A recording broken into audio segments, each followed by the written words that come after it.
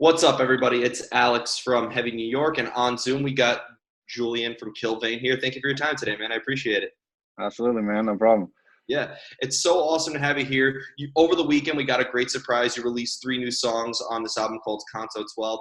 Could this maybe serve as like a clear representation? Is this like maybe the tip of the iceberg of what the follow-up to MK Ultra is going to sound like in a way? Yeah, I kind of have like that's kind of a really aggressive little like EP, and I've got like a little plan to do probably three more of these 3-song EPs. I have this whole album that's already finished that I'm gonna release in probably the end of the year. So I'm kind of like building up to that with like little tastes of like the different sounds I'm gonna put into it and stuff.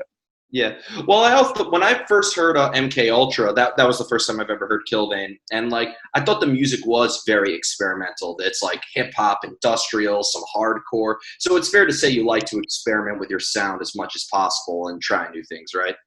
Yeah, exactly. I listen to a lot of different stuff. Like I listen to like I'll go from listening to some fucking Gent or like Meshuggah to listening to like Kanye in like the same hour.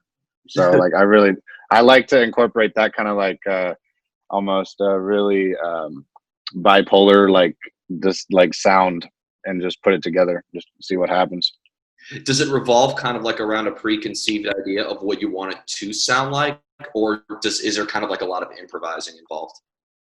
I tend to work really quickly when I'm making stuff, so it's kind of just I kind of just go off of like if I have an idea before I sit down and record, I'll just kind of start with that, and then it sometimes it evolves into really weird stuff like that song Pharaoh, which is like black metal, and then it just does some kind of like auto tune thing at the end.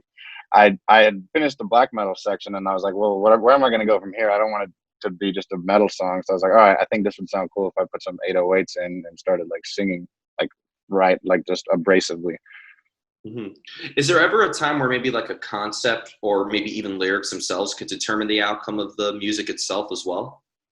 Yeah, definitely. Sometimes I'll have ideas for lyrics before I create the actual instrumental.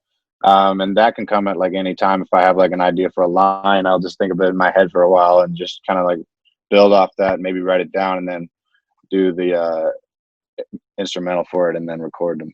But I could also just start making a beat and then randomly write some lyrics to it as well. Yeah.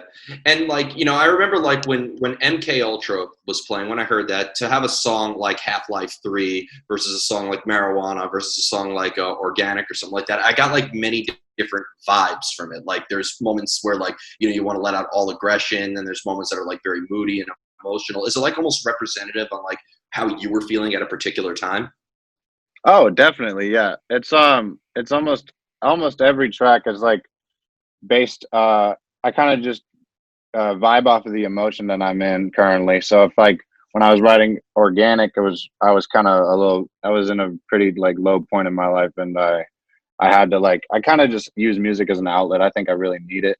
So like whatever emotion I'm feeling, whether it's like really good, like some rage or some kind of just like sappy emotional thing, I have to really let it out and like express myself through that, and that's how I feel like it really like helps me out.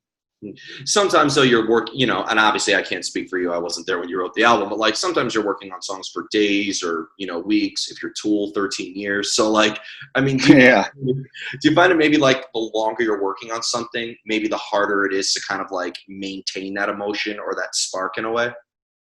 Oh, I firmly believe that. Yeah, like I feel like sometimes I'll have like a vision for a song, and I have like this kind of like perfectionist attitude towards it because I want it to be this, but it'll end up being like something a little bit off, and I just lose interest after like a few weeks of like or a few days just going on the same thing. Like I'm kind of like I think I probably have ADHD or something. I got to keep trying new sounds, or it just gets boring for Yeah. Well, if you don't have ADHD, your music is very repetitive. If you do, then your music's all over the place. You can't win. So, No, yeah. I'm happy with it being all over the place. I'd rather attack like 12 different lanes than just one. yeah. And I'd imagine that, like, I feel like one thing that, like, your music reminded me of when I first heard MK Ultra is, like, it kind of has, like, a vibe of what artists maybe like what Ghostmane sort of does in a Oh way. yeah.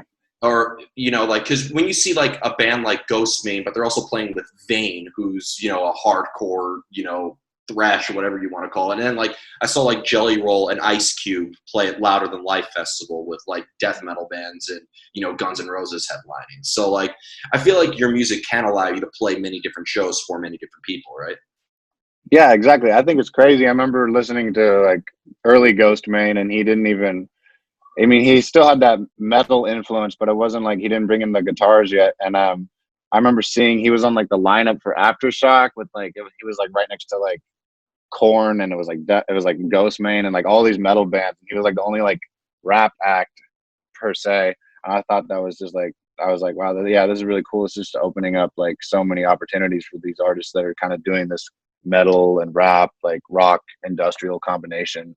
Yeah, I feel like artists like yourself really kind of like bridge that gap in a way. Before it was like new metal sort of like bridging in that gap, but now I feel like artists like you or Ghostmane are kind of like sort of a, or even hell, even Cypress Hill, who obviously have been around forever, but like I feel like Yeah, artists like you really bring in that unity element in the different styles, right? definitely. Yeah, I think those are great. Now, when it comes to like getting inspired to write, do you almost kind of like need to put yourself in a certain element in order for the inspiration to flow, or does inspiration sometimes just come out of the blue sometimes? I think my best stuff really just comes out of the blue. I'll be doing something else or like sitting down or like just like kind of not really doing anything, and I'll have like an idea, maybe like a hook or something, and then I usually just go into my Ableton and start like making the beat because like the thing is for me is like I hear everything in my head, and it's just like I have to like it took me so long to get to the point where I can just translate that into like the tangible space. So like that's really where I'm at. Like when it comes to inspiration, like it's like my best songs. The most of the time, the stuff that I release is like stuff that I made within like a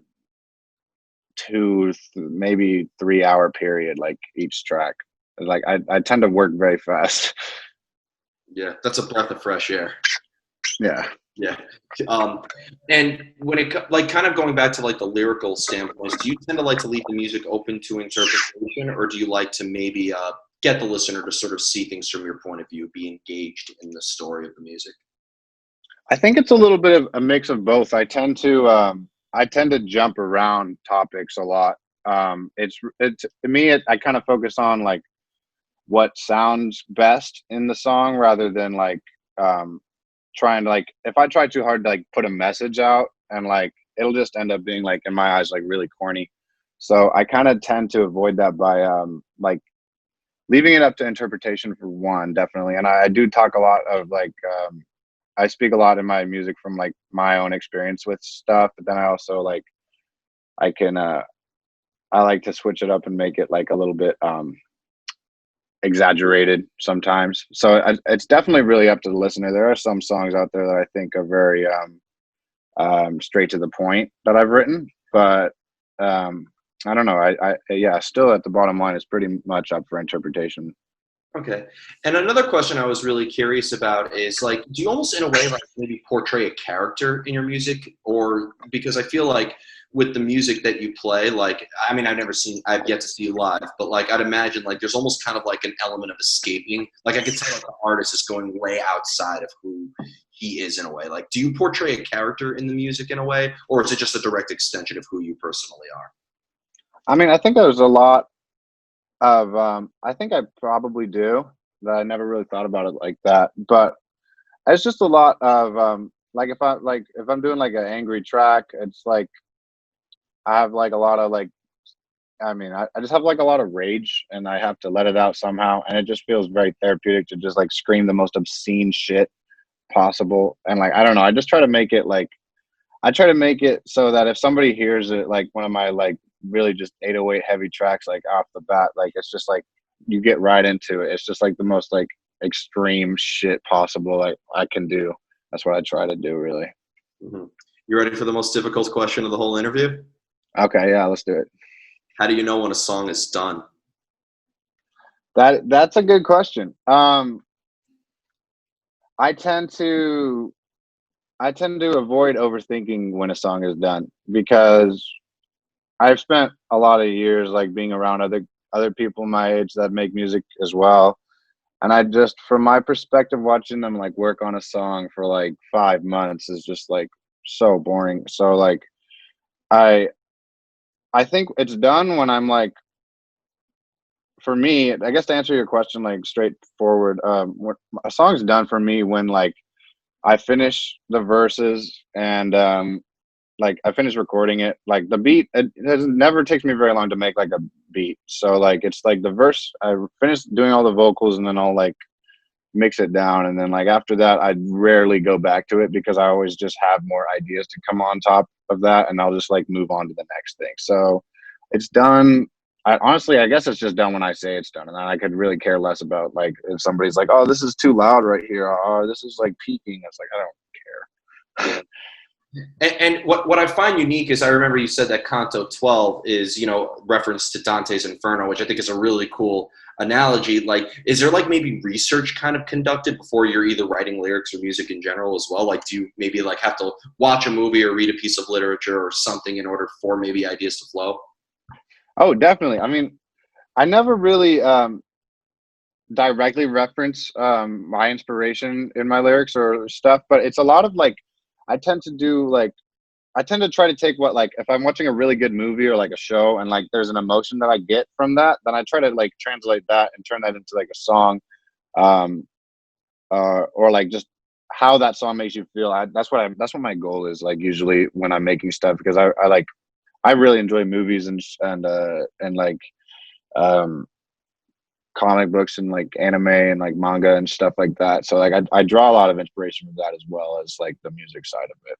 Yeah, it seems like from what you're telling me is that you take art and like make it your own in a way. Like you take inspiration from both an internal and an external source, right?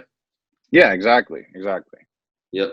And when it comes to like now replicating material live in a live setting, is there maybe a similar creative energy to a live setting you would feel as there is to the creative process, or do you feel that maybe a live experience and a songwriting experience is a completely different scenario altogether?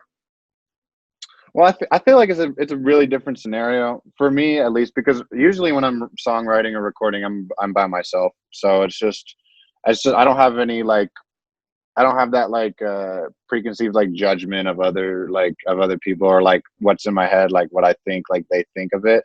So like when I can get that out of the way and have that like solidified and like have the song, then I can go and perform that and like, feel good about what I've created. So like I can really just focus on the energy aspect of it and just giving the audience the performance they deserve. Yeah, definitely. And I'd imagine that being that you take inspiration from multiple sources, maybe like even a certain show could influence something in the future, right? Oh yeah, I mean I remember one of the best shows I went to. I saw a Perfect Circle back in I think it was the Bill Graham Civic Auditorium, and they had this amazing, just like big white sheet in front of the band, and they had this light that projected their shadows onto it. And then the first song, like before the drums dropped, like when the drums dropped, the sheet dropped, and it was so fucking sick, dude. Like it was sick. Yeah. Yeah. I mean, think about when you go to a show, how many bands like people are in the audience, like saying, calling up other musicians, being like, I need to give this a try. So, I know, right? Everybody's out there. Everybody's out there doing that. yeah. And before we go, I want to thank you so much Hmm. for your time today. I really enjoyed chatting with you. This is actually the first video interview since the whole pandemic happened. Most of Oh them wow. are just audio. So this is cool. For everybody watching, this is my first time ever using Zoom. So forgive me. um, But obviously, thanks to the virus that shall not be named, obviously shows are not happening at the moment. But you plan on releasing some new music later this year. We have Canto 12 out right now to sort of hold us over. Is there just anything else that you would like to promote? Any way the fans can support you during this uncertain time? And last but not least, I'm sure once all this is over, we'll see you on the road quite a bit, right? Oh, I mean, I sure hope so.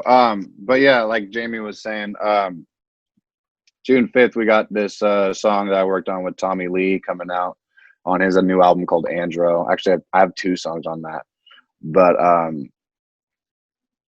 that's gonna be really cool. That's what I'm looking forward to the most, honestly, right now. Yeah, I imagine working with Tommy Lee too has also taught you like so many new things as well, right?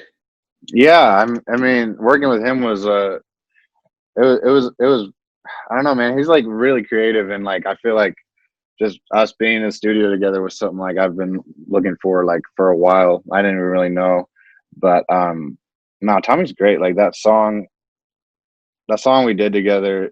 I think a lot of people are really going to enjoy it from like all walks of life, like from like the metal community, from like the rap community. I think it'll bring a lot of people together in a way. Yeah, I feel like both you and Tommy Lee are somebody that any music community would appreciate. I sure hope so. Yeah, definitely. Awesome. But thank you so much, everybody. We are here with Killvein. Be sure to pick up Canto 12 if you haven't already, and check out the collaboration with Tommy Lee being released this week. We'll see you next time on Heavy New York.